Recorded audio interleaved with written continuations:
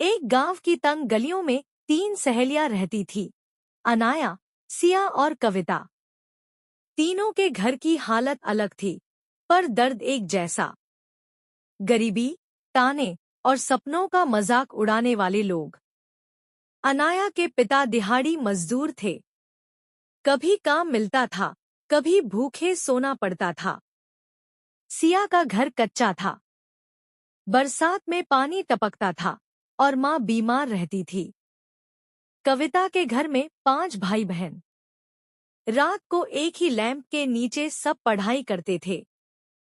तीनों बचपन से सुनती थी, तुम लड़कियां हो, बड़े सपने मत देखो, रसोई संभालो।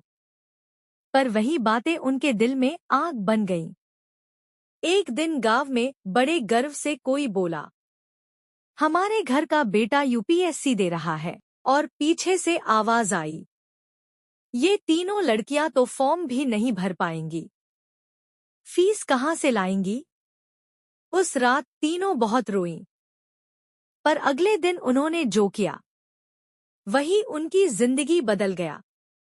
अनाया ने बर्तन धोने का काम किया, सिया ने गांव वालों के खेतों में मजदूरी की, कविता ने बच्चों को ट्यूशन दी और तीनों ने मिलकर अपनी फॉर्म फीस जोड़ी। तीनों ने एक ही दिन हाथ पकड़कर फॉर्म भरा। हम हिम्मत की 3 परछाइयां हैं, हम रुकेंगे नहीं। रात के 2 बजे गांव में अंधेरा था। तीनों एक टूटी चारपाई पर बैठकर पढ़ रही थी। बिजली कट। माचिस की छोटी सी लौ में नोट्स लिख रही थी।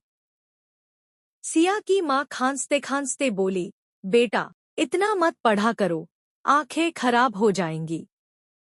पर सिया बोली, अम्मा, गरीबों की आंखें नहीं, सपने खराब होते हैं। अनाया ने कहा। उसी रात तीनों ने एक वादा किया, हम अपनी हालत नहीं, अपनी मेहनत से पहचान बनाएंगी। एग्जाम आया, पर किस्मत ने क्रूर खेल खेला। तीनों में से सिर्फ अनाया का एडमिट कार्ड आया। गांव वाले फिर बोले, देखा, 2 तो यहीं की यहीं रह जाएंगी। कविता ने रुआसी आवाज में कहा, तू जा अनाया, यह सिर्फ तेरी नहीं, हम तीनों की कोशिश है। सिया ने कंधे पर हाथ रखा, तेरी जीत हमारी जीत होगी, तू जा, डर मत। अनाया रोते हुए बोली, अगर मैं अकेली जाऊं तो ये सपना कैसे तीनों का रहेगा। कविता मुस्कुराई, गरीबी ने हमें रोका नहीं, अब डर क्यों रोकेगा, जा।